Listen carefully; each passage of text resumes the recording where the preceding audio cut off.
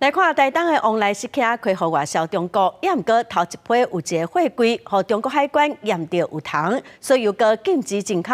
台东县长是呼吁中央应该协助进出口的把关。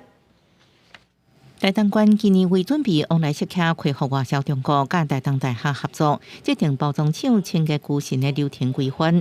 顶礼拜第一批43.3吨的往来食客包装运到中国，不过其中又是一个货柜，互中国海关检验出有糖害禁止进入。官府表示，照官府规范，对这间包装厂停权10天免外销。不过招庆令也发声中央应该做好出关进前检验，有糖害就免放出去。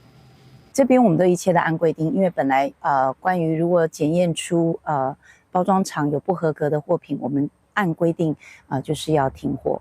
在品质检验的部分，的确在国内是要中央防检署的协助。那我们希望他能够在这个部分协助县政府和农民。真无简单开放往来食客外销中国，不过互中国验出糖害，所以中国核准注册另外37间包装厂陆续又要出货。农民讲有信心将糖害降到上低。我们遇到问题就处理问题啊。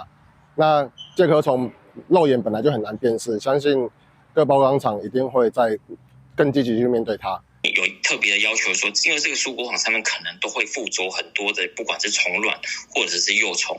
好，那在进入包装厂的清洁区的时候，就必须要去把它换成一个新的。